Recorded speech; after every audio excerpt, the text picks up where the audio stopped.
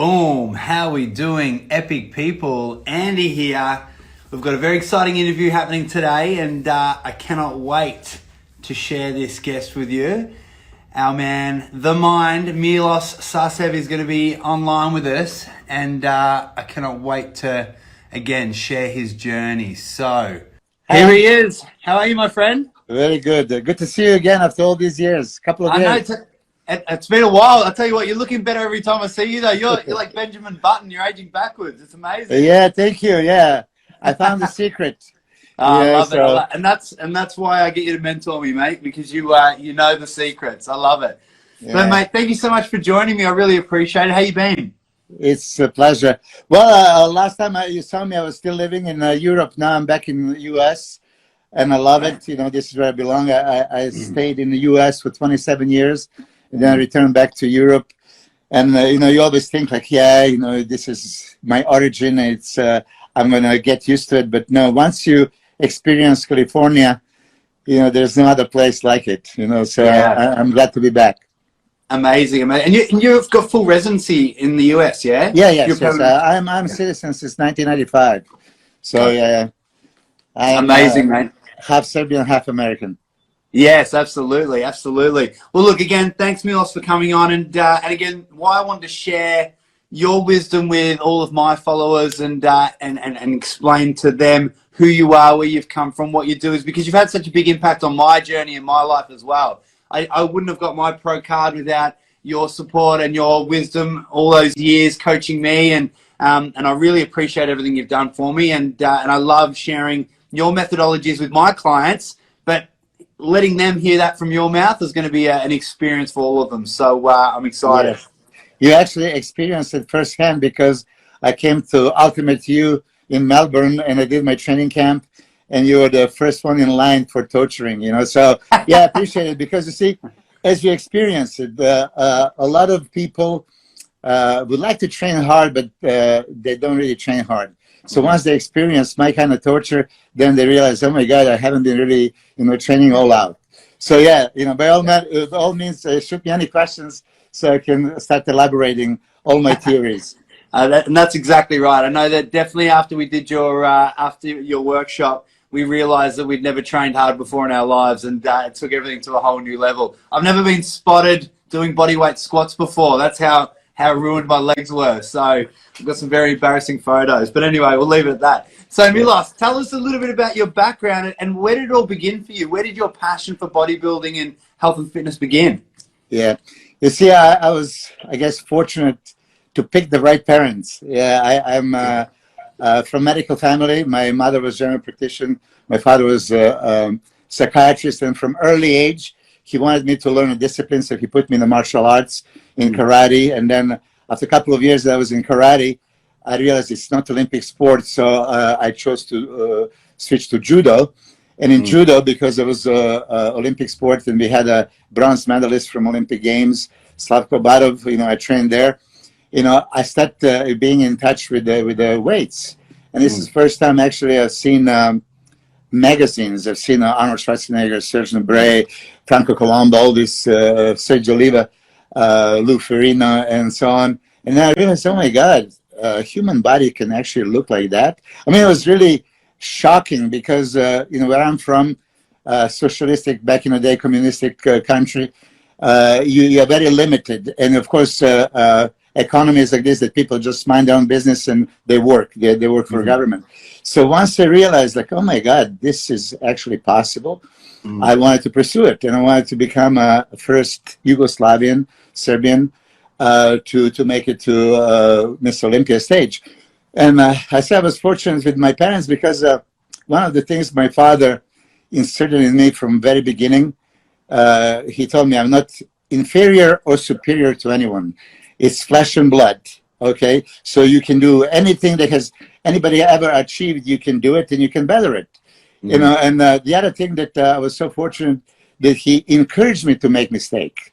Yeah. Actually, he says, like, more mistakes you make, more you're going to learn. So, from this kind of perspective, as soon as I start, training, bodybuilding, I choose that was my choice of sport. Of course, you touch the subject, I see that a champion's mind and a mindset.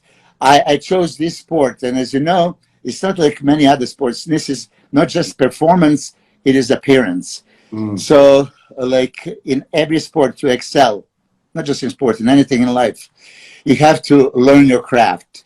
You have to really put everything into it, try to learn as much as possible, see what makes sense, what doesn't make sense, and apply it. And the hard work always pays off. Now, another thing that my father told me from very beginning, challenge everything you hear, you read, and you see. And I said, what do you mean? And at very early stage of my bodybuilding career, he was looking what I was doing, and then, he was happy. So he told me, can you explain to me, like, hypertrophy, how do you build muscle? What do you know about it? So like everybody else, that we just read the exercise physiology, and we would say, oh, well, you go to the gym, you train intensely, you break down the muscle fiber, you deplete the ATP storage, glycogen, amino acids, everything, right? And then you replenish.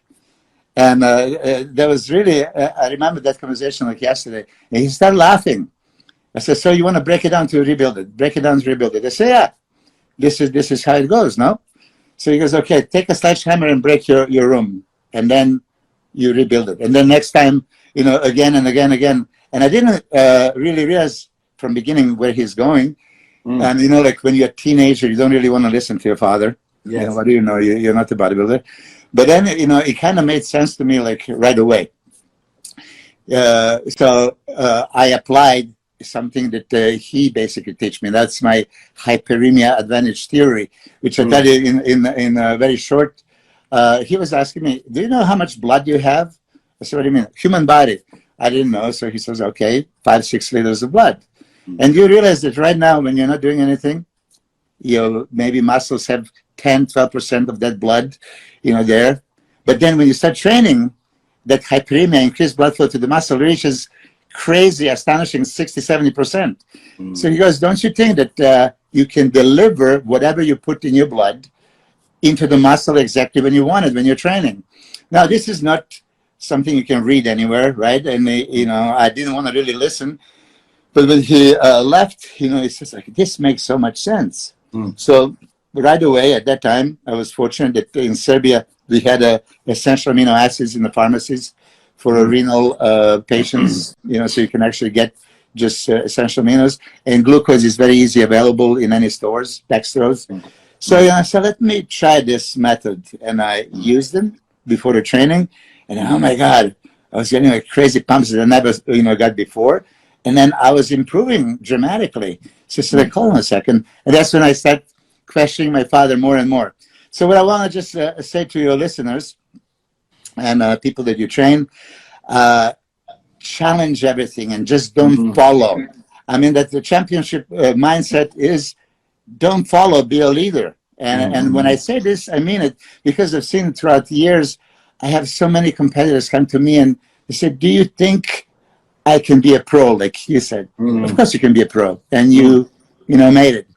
I had my greatest friend, Hidetori Yamagishi from Japan. He came and he said, he didn't believe he can make it to the Olympia. I said, of course you can make it to the Olympia.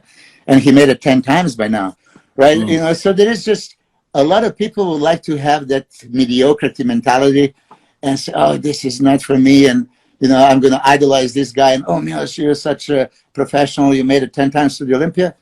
I'm no better than you.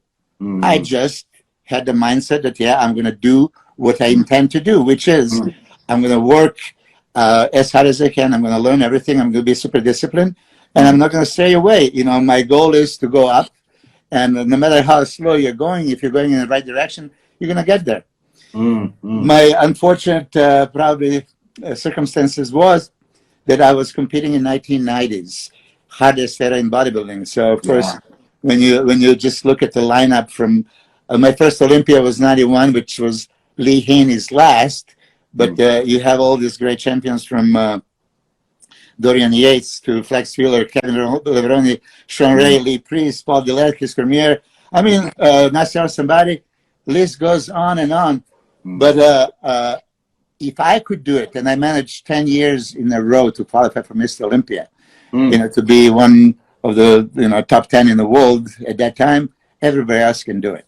So whoever is listening this is my first message, that yes, make the goal, short-term goal, and then long-term goal, and shoot high, because everything is reachable. I love that. I love that. And it's so true. You definitely competed with the best of the best, and that's why you're such a champion, Milos. Well, one of the reasons why anyway. But I'm also curious as to your mindset in regards to traveling across the world at such a young age, from Serbia to the USA, to forge your destiny. Very similar sort of story to like Arnold Schwarzenegger coming from Austria. You decided to overcome adversity, overcome fear. I'm sure you had fear and self-doubt, and there were probably many times you're thinking, fuck, should I go back home? Or, can you just talk us through your mindset of traveling, and where did you gain that confidence to become a champion? I would honestly tell you, and this is not just now me trying to sound, differently. I had never had a single doubt in my mind. I had my 5-year plan and goal, and I have done these journals. You probably know, from 1987 until 2003, I made a written journal. Every single meal, every calorie, protein, gram of protein, carbohydrates, fat, everything documented. But on journal in 1987, I had a 5-year plan. I'm going to come to the United States. Yeah. I'm going to win Miss Universe. I'm going to turn IFBB professional. I'm going to qualify for Mr. Olympia. And I'm going to make a living off of bodybuilding only. And that was my 5-year plan. Now, if you ask me, why did I was so confident? I mean, probably from this early age when my father teach me that everything is possible. Now, I like to say this story. I had a $428.10 in my pocket. And I didn't speak English. And I was coming to the United States to compete in Miss Universe, okay? But I was planning to stay, and I was planning to pursue this career. Now, first weekend at Miss Universe, I spent more than half of the money on the hotel. And, so it was, of course, a rough time, but never, ever had I had a doubt. And this is what I want to touch the subject of somebody that is watching. Like Arnold would say, don't have a plan B. Because when you have a plan B, you can, okay, if this doesn't work, make it work. I mean, really. So honestly, I'm not just saying this because you're asking and I want to sound, that I'm that way, but honestly, I never doubted for a second. And getting American visa back in 1987 in a communist country of Serbia was impossible. But I got the invitation from a federation. I competed previous in the European Championship, placed second, so I got the invitation. I said, okay, now when I do have this invitation, I have to make it work. But there was a problem because there was Yugoslavian Championship 1987 in bodybuilding, where they were giving about equivalent to $1,100 American for overall winner. So I was actually counting them, going to get that money. So I went there and I won my class, but I lost overall. There was a 1 point difference. I didn't make that money. And of course, my parents would not let me travel and leave the Yugoslavia at the time. So I had to make that money on my own. And then when I managed it, because I did some guest postings, I did some advertisements, I remember plastic weights that you would fill up with the water and whatever, but I made enough money to buy the ticket. And this is, I remember the moment telling my parents, okay, I came to the kitchen, I said, okay, I have something to tell you. So I said, I would like to go to America. And, my father was like, hey, good luck, how are you going to get the visa? So I showed my passport, I had a visa. And then he was quite upset, and I said, okay, well, good luck, because I was not working. I was not getting any money, right? So good luck getting a ticket. And I showed him, airplane ticket. And that's when they realized, it was really serious. And my father at the time, okay, I tell you, as a psychiatrist, he did want to teach me a discipline with this mixed martial arts, but he didn't want me to be a bodybuilder, because he was always telling me that there is a narcissistic part of the bodybuilding, right? That you want to show off and all that stuff, which, he never saw, because I was always covered up. So even when I was training and I come back home, they wouldn't know at all that I'm actually planning to compete. So I went to compete first time. They didn't know nothing about it. They asked me where I'm going. I said, like, some soccer game. And then next day, there was in newspapers my picture. I competed and won. So that's when I had to basically tell them. And I told them, this is career. I want to pursue it. So my father was strictly against it. But then when he realized that, I went to the United States, I stayed there. Here, I made a living.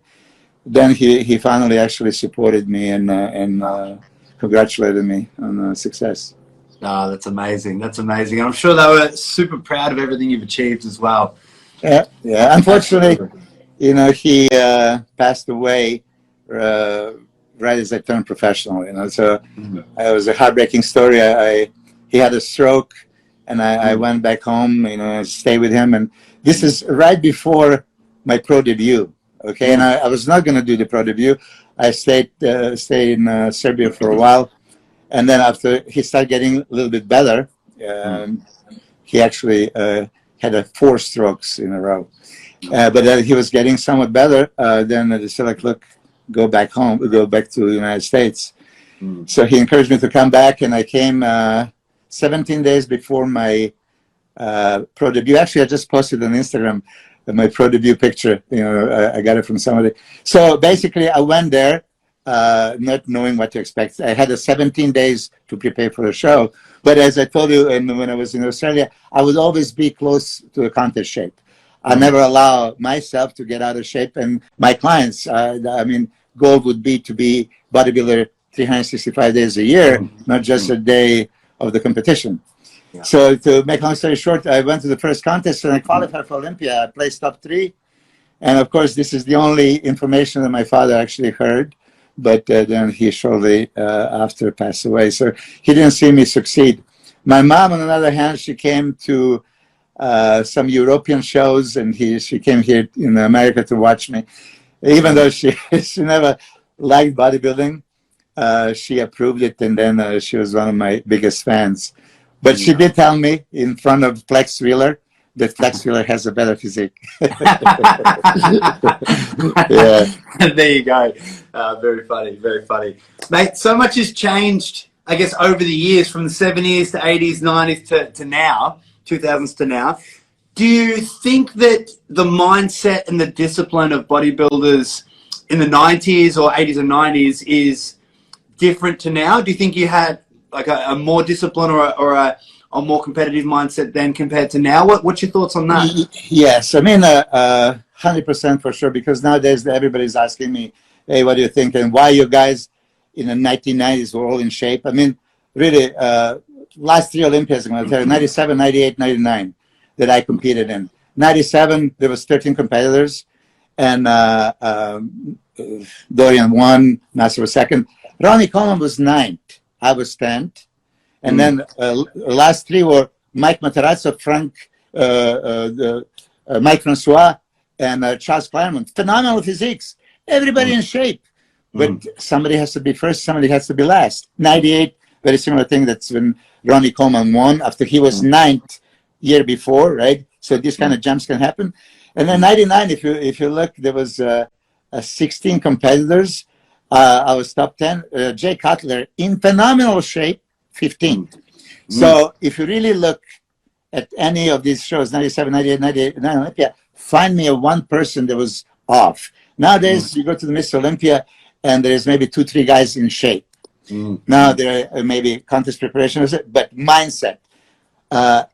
All I can hear right now is overtraining, and I want to puke when I hear this. I know, seriously, because again, as I said in the beginning,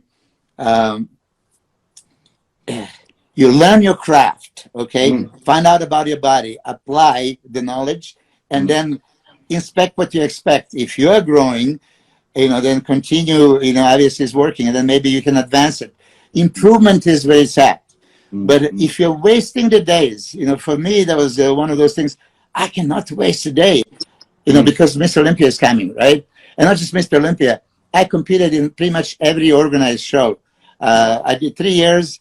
I did every IFBB show that was organized because I was in shape. This is a job, just like you have a Monday through Friday. You have to show up 8 to 5 and work, right? For example, for me, there was a IFBB Pro contest. There's no way I can skip it. My duty is to do my work. But nowadays, I don't think people are guiding as hard. I don't think they're training as hard, and they're going to be pissed off at me. But I'm going to say this, crystal clear. I train 550 workouts a year, which is 6 days a week, twice a day, pretty much, year around for 15 years.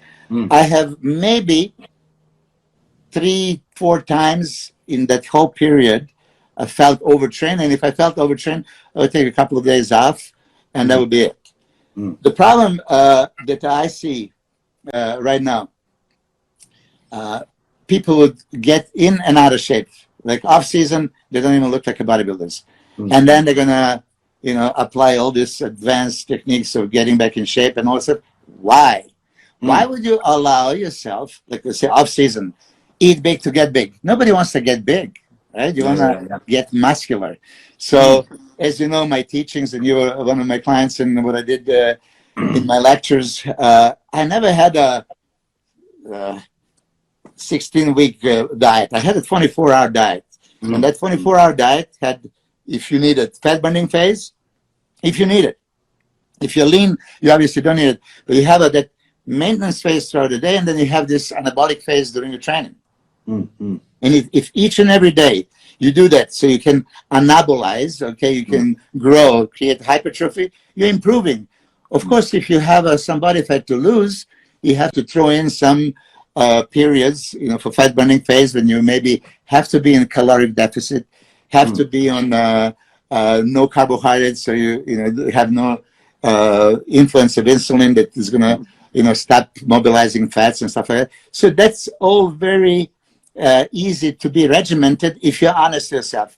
But a lot of people just don't want to think about it. Okay, now I'm going to live my life. I'm going to be off season, and then 16 weeks out, that's when I start. And then when you start, you always compromise. So let's face it. If you ask me right now, the way how I see it, my question to anybody who's listening, would it make sense that if you have optimal, amount of carbohydrates, fat, and protein and calories, so you always, at every point of the day, 24 hours a day, you have everything that you needed. You can function optimally. You need it, it's there. But once you start depleting something and there is some deficiencies, that's when you start compromising. So now you have to convert one nutrient into another, and then you have deficiencies. Okay, if you are true to yourself and you want to maximize your results and maximize your growth, at no point of time you should allow muscle loss. So you should actually improve the amount of muscle mass that you're having. Body fat, you can have those fat burning phases of a day if you go to sleep and you don't eat anything on the fastest state, you do the cardio, for sure. Your body's going to burn some body fat in process. You might not want to touch the carbohydrates, for a couple of meals, but you still have to have a, caloric deficit that maybe is not so drastic that it's going to shut down your metabolism, and then you're going to possibly catabolize your muscle. So these catabolic events, you want to just catabolize the fat, not muscle. So you have to be very careful. And what I did for 30 years now, I would always maintain that. I was true to myself. Of course, sometimes you want to just eat something and consciously enjoy yourself. And okay, now I can maybe put some body fat, but I don't care. The cheesecake or that pizza was worth it, right? But other than that, let's face it. And maybe somebody that's listening is not even a bodybuilder, but they're going to say, "Oh, Milos, but I don't want to have that much muscle mass." You don't need to have that much muscle mass. Yeah. But I had a lot of people in the seminars, the regular people, who say, "Oh, being a bodybuilder is not attractive." And so I ask every single man that I face, if you have a chance right now that in front of a God, you say, "God, give me the body that I want," would you choose skinny, fat, or muscular? Well, what are you going to choose? So if anybody tell you anything but muscular, they're lying, right? Now, of course, do you want to have just athletic, or you want to have a professional bodybuilding type of physique, that's a different story. And I mean, I like athletic bodies. I just chose to go in pro bodybuilding, and as extreme sports, I had to build that kind of muscularity to be competitive. Absolutely. Very, very true. And that's one of the reasons why I love your methodology, and I think it just works so well. And it's amazing that even at, how old are you now, Milos? 56. Don't 56, tell anyone. and you're still in shape all year round, which is incredible. I mean, I saw these, I think it must have been maybe 12 months ago when new photos came out of you, and they basically broke the internet. They were everywhere. And it was of you in your your sort of transformation again.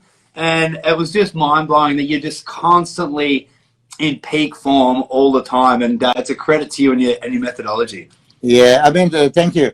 I tell you what, I had some rough period of my life. I had a toxic marriage, and then there was something happened. So for a while I was depressed, and you know how when you feel sorry for yourself and self-sabotage yourself. So I didn't keep up in shape, and I really completely stopped training, and I didn't eat properly. And then, of course, when you snap out of it, say, for the love of God, stop feeling sorry for yourself. And then, okay, you want to go back in shape? Yeah. You know how to do it? Yes. Are you ready to do it? So, yes, I mean, at this moment, I'm training with a pro bodybuilder and top amateur bodybuilders at half my age. And I'm holding my own. I mean, actually, I designed the workouts. Today was the leg day, by the way. That's why I forgot to tell Andy. Maybe Tuesday would be better because I can tell you, we did front squats, back squats, hack squats, pendulum machine, leg press, leg extensions, and this is like all kind of advanced methods, as you know, super slow down, super slow up, or peak contraction for 10 seconds, 9, 8, 7, things like this, and then hamstring. But none of us would have excuse. Stop this. If you want to be in shape, it's very easy. Control what you're eating and exercise. At which level? I mean, I was pro bodybuilder, so I knew the level I could achieve. And, so that's why for me, there was a measurement that I have to actually achieve. And I'm only like 240, and I'm not like, 255 like I was maybe, 1999 when I competed. But, I'm satisfied. I'm still not better than that picture, so there's no point of posting. And I'm in similar shape, but I'm not better. So until I get better, I'm not going to post anything. Yeah, absolutely. And how are you currently going with isolation over in California? You still able to train? Hasn't sort of set you back too much? Yeah, you know what? I have a, maybe it's not good to say publicly, but yeah, I have a gym that is open for me and my two partners. So thank God.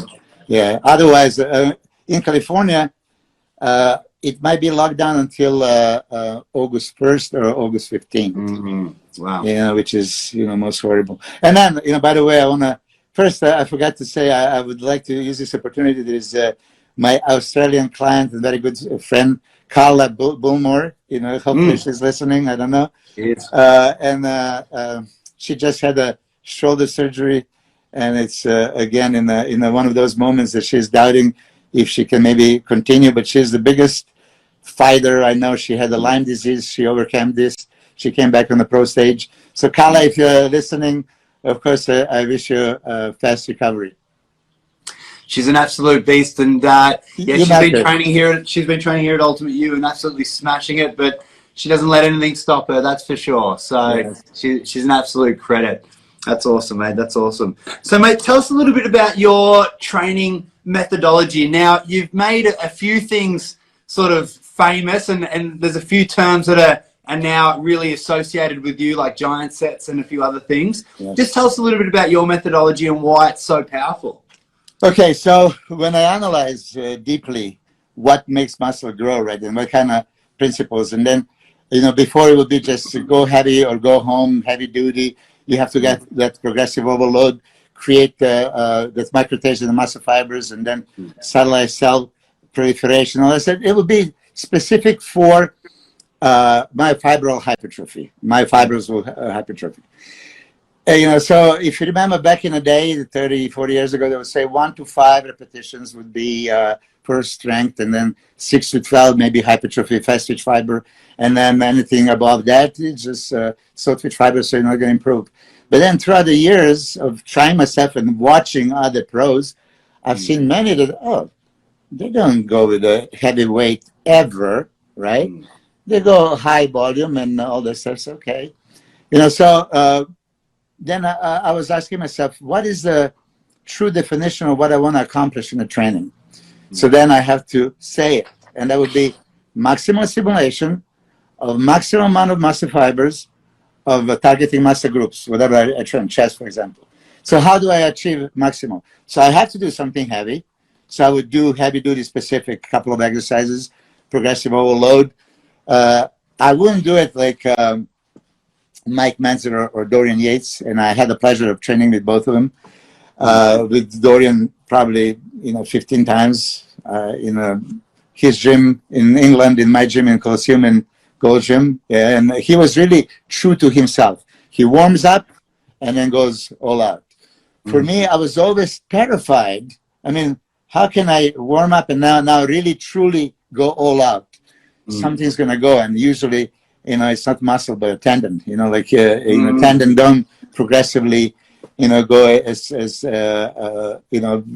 fast as muscle. So then I said, like, okay, I now created this myofibril hypertrophy. Now I want that sarcoplasmic. What would that be?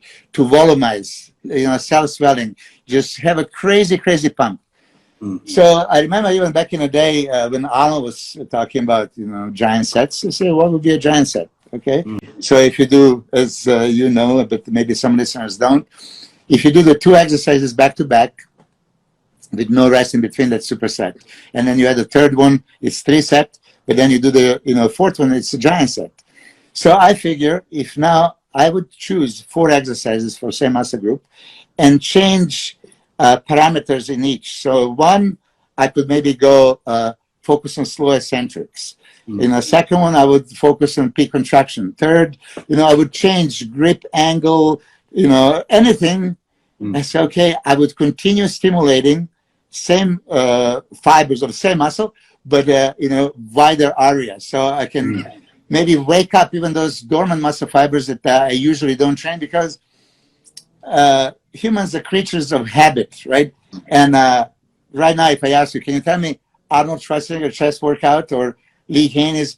Back in the day, they would just do, okay, bench, incline, flies, cable cross, dips, okay? So say, does it have to be that way? I mean, variety is what, delights. So I would try to do as many crazy things. And then as I start doing it, I'm getting crazy results, right? Coupled with my intra-workout supplementation, right? Because they go hand to hand. So I would now do the giant sets, which provoke what? Even more blood flow to the muscle, because you're just bombing it one after another. So more blood has to come in. And my blood would be saturated with nutrients. So I would put all the pre-digested nutrients, as you know, but maybe listeners don't know. I would put everything that is beneficial in the pre-digested form. So it doesn't have to go to a gut to be digested. It's readily available. It can be uptaken by the muscle as blood would be delivered there. I would trigger insulin release with the carbohydrates, right?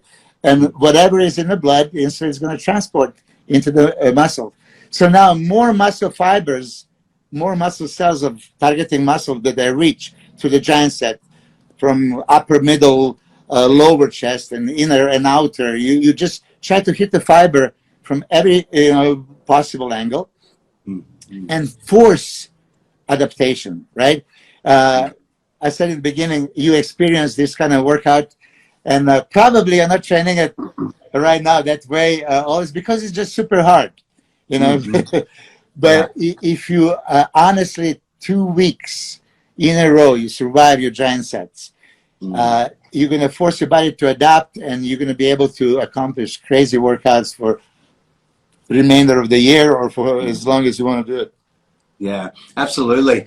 And again, you're right. It is very challenging, but you'll never feel a pump like it. And I tell you what, the results that you see so quickly from that training as well. I mean, it's rapid, especially combined with your nutritional philosophy as well. So, I mean, we had some of the guys in the training camp put on like 4 or 5 kilos within the week. It was absolutely crazy. Yeah, so it's very effective.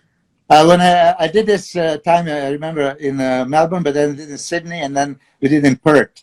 And there was a 3 days or 4 days or 5 days camp. And like you said, in average, like in Perth, they were getting 4, 5, and 6 kilos in a matter of 3 to 5 days. You know, not changing anything, just training twice a day and delivering all this saturating blood and dumping it to the muscle. You know, so I don't just say it. I walk the walk. As you know, I would do exactly the same. And I tell you what, when I started training my pro bodybuilders with the giant sets, and then before the workout, I would tell them, okay, this is the plan. We're going to do this, right? And then I said, oh my God, this is no way, this is impossible.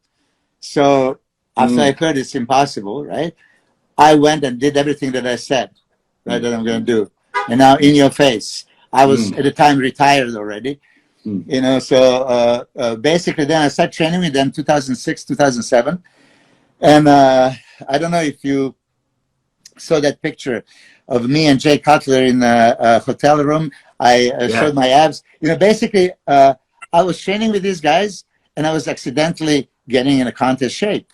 I wasn't really super strictly dieting. I had like 5 guys that was preparing for Austria show day before. Then we went to Romania, and then we were going to go to Amsterdam. But, you know, crazy idea came to me, like 1980 when Arnold Schwarzenegger went to Australia to be CBS commentator for Mr. Olympia. But he was in shape because he did a Conan movie.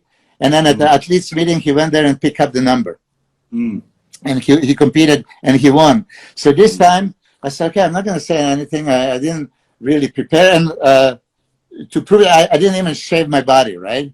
But then in Romania, in Austria, I did early flight to Romania next morning. And, you know, so I said, okay, I'm in shape.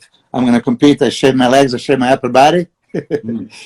And I just needed to call somebody to shave my back, right? But that's when Jay Cutler called me. He said, Milos, can you do me a favor? I say, yeah, what do you need? Or can you put the protein on me? And actually, Gentana. So he came there, but he had a small little sponge. And, you know, like Jay Cutler just won Mr. Olympia, like humongous. It basically took me more than an hour to put the, tan on him. Imagine, so basically, I didn't compete. And then I said, okay, it doesn't matter. 2007, there is Ironman contest. I was just going to go for that because I loved Ironman lights. Ironman lights are perfect for my type of super compensated glycogen, look that you look exploding full. But then, unfortunately, I was suspended and I couldn't compete in 2007, 8, and 9. And then after that, I just lost the drive.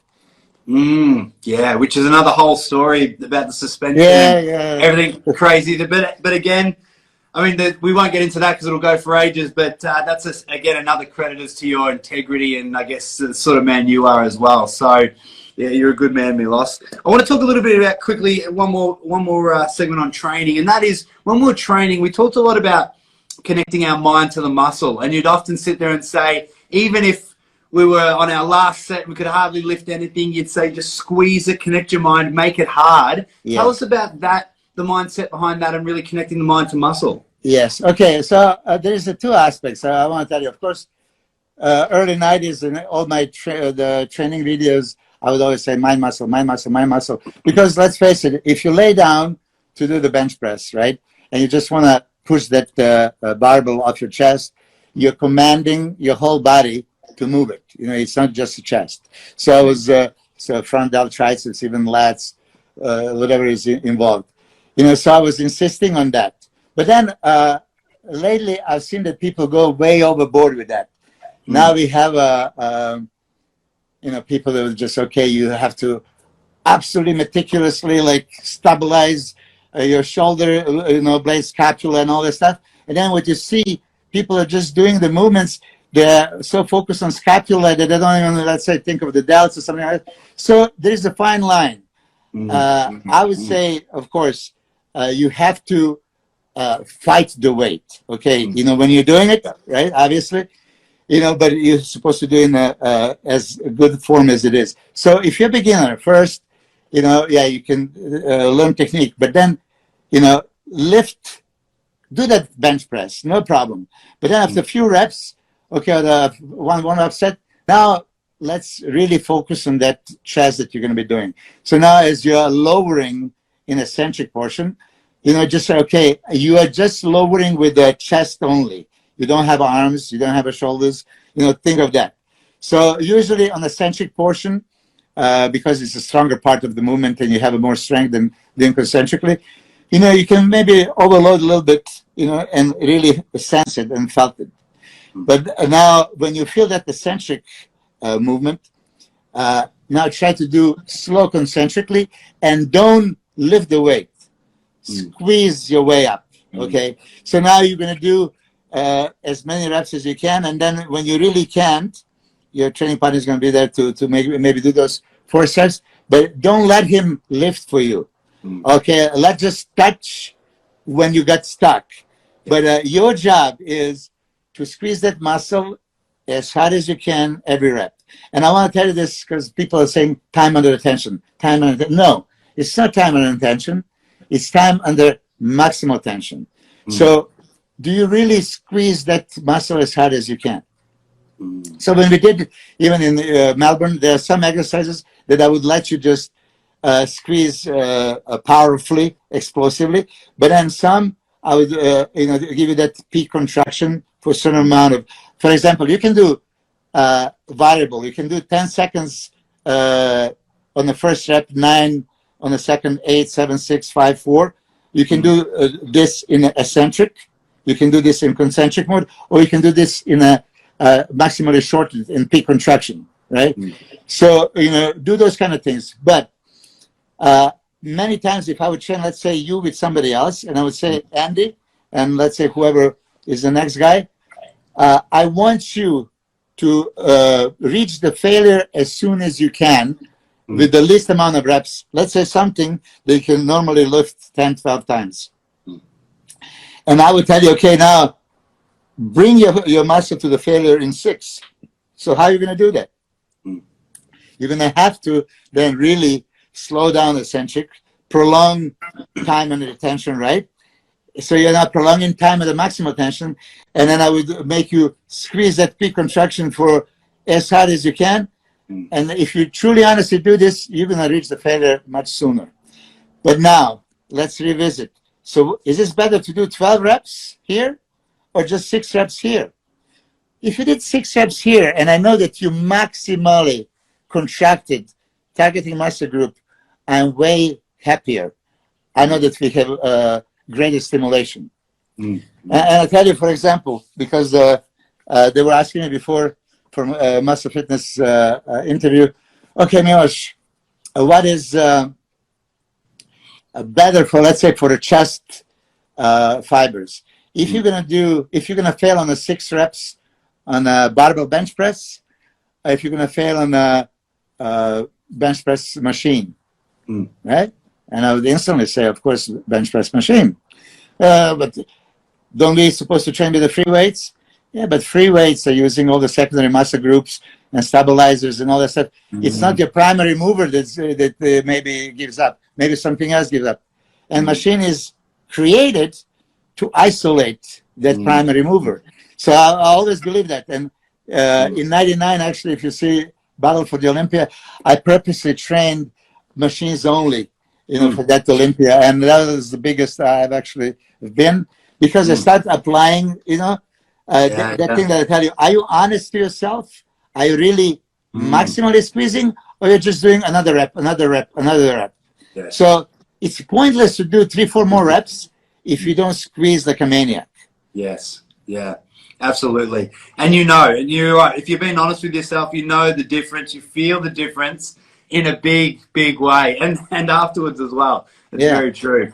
So Milos, tell me, what's your opinion on fasted cardio in the morning for fat loss, and is it as powerful as we think it is? And if so, why?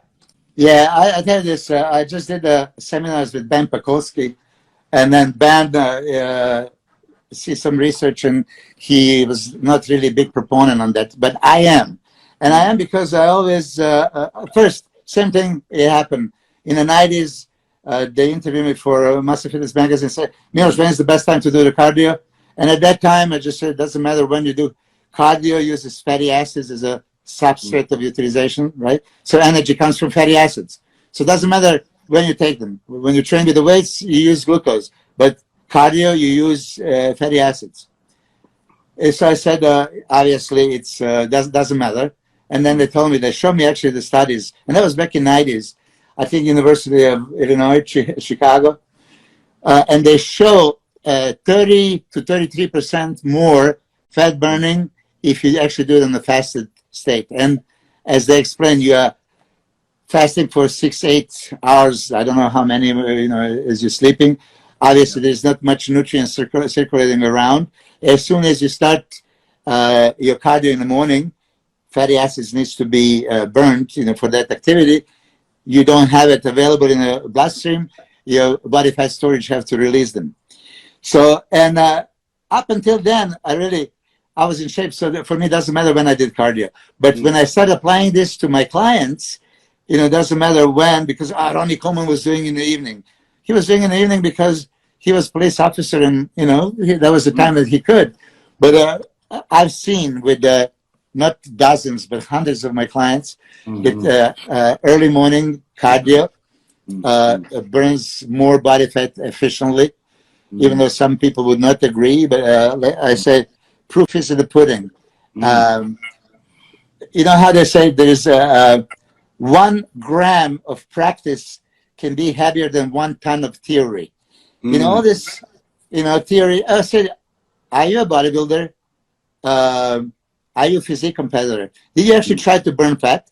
Did you apply this cardio on a fasted state, or maybe some other time? And did you compare the results? Many times, which I'm annoyed, all this double-blind studies, okay, especially about hypertrophy.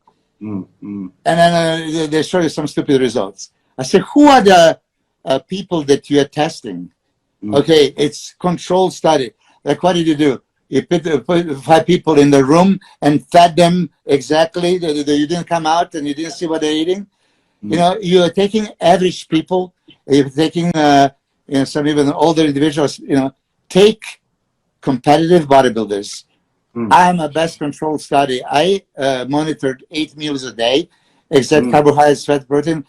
My times of the workouts, what I did, if it's cardio or so. If you really want to do a hypertrophy study, do it with the bodybuilders. Now, if you want to just a fat loss, you can be a regular subject, right? Because they're not so concerned about building the muscle, but losing fat.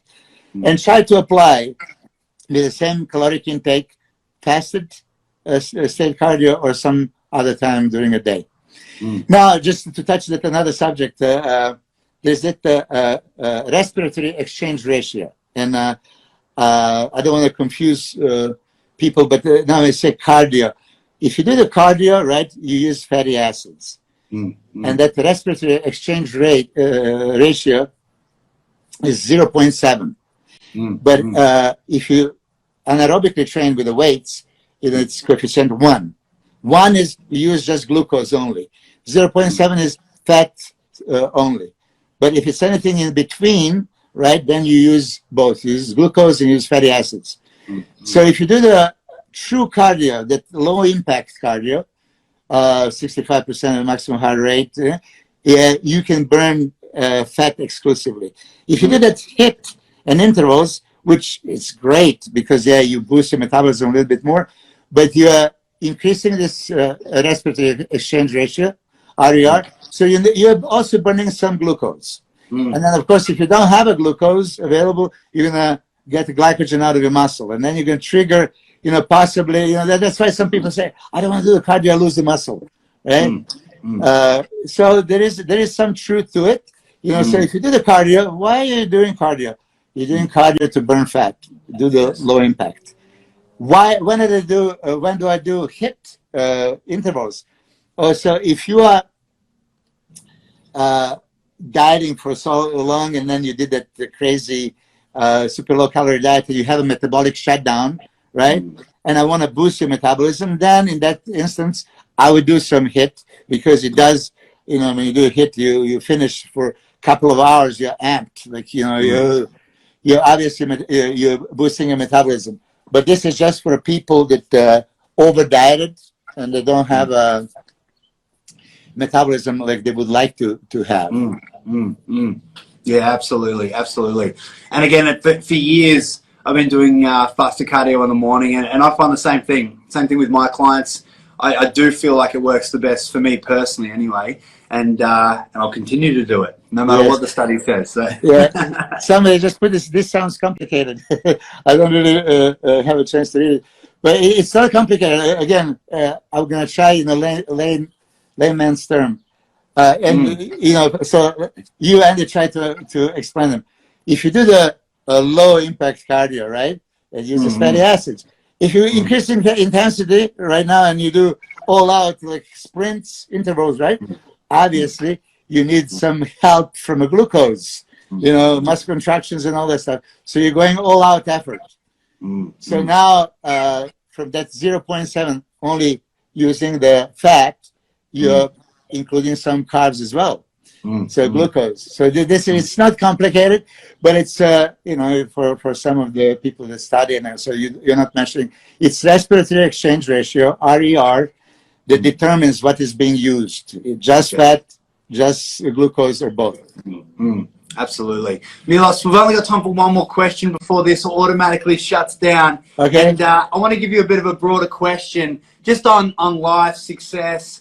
Basically everything that encapsulates you. If we could get in a time machine, take you back to meet little Milos back in Serbia, and you could give yourself just some simple advice to help you exceed results in life in general, what advice would you give little Milos? This is not the answers that you would like to hear. People can really learn from it. If it's really time machine and I'm in front of the God and say, okay, I'll have another chance. I will choose my wife differently. This is honest to God truth. But when you say again, look, I was raised in a family that money didn't really matter. As a matter of fact, I tell you, in socialistic country, like right now in Serbia, my sister, who is laparoscopic surgeon, professor in medical university, working overtime, and she's a forensic witness in a court. She's making maybe $700 a month. Okay, it's nothing. My father, back in the day, also he had an opportunity to go for United Nations and work and get the crazy amount of money. No, that didn't matter to him. So for me, I was never driven with financial security, almost even feeling guilty if I, in 1 hour, made more than my sister would make in a month, right? How can I face her? But nowadays, of course, everybody wants to have that financial security. And if I would go back in time, I would probably change my attitude of, okay, let's monetize your knowledge and position and status a little bit more. That's all. But again, that's not what really defines us. So whatever, I have many examples in my country. My uncle, for example, very poor people, but happiest people you will ever find in your life. So what makes you content? What makes you satisfied? Absolutely, mate. Well, look, great advice, Milos. I want to say a big thank you, my friend, for joining me. I know everyone's got so much value out of today, and I cannot wait to see what you do in the future. Just tell us quickly, where can our listeners see more of you or find out more about what you're up to? Yeah, I mean, Instagram is pretty much the social media for me right now. I'm also on Facebook, but due to coronavirus now, everything is canceled. I had 4 training camps scheduled. Actually, yesterday I was supposed to be in Colorado Springs in Charles Poliquin strength sensei gym. So I don't really know. I had a lot of requests from Australia. This time I went to Melbourne and Sydney with Ben Pekulski. You know, probably next time I'll do my own camp.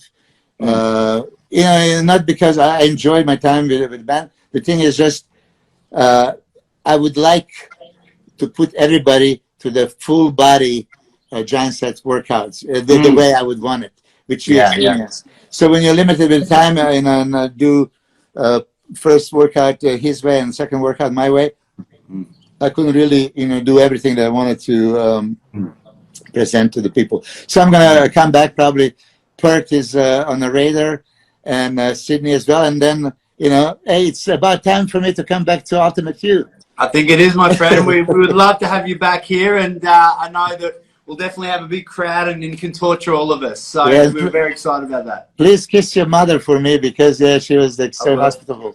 Yeah, I told her that we were chatting, and she said to say hello as well. So, yeah, thank you. Absolutely. All right, Milos, thank you so much, my friend. Have an amazing day, and we cannot wait to chat with you again soon. You too. Thank you. Bye-bye.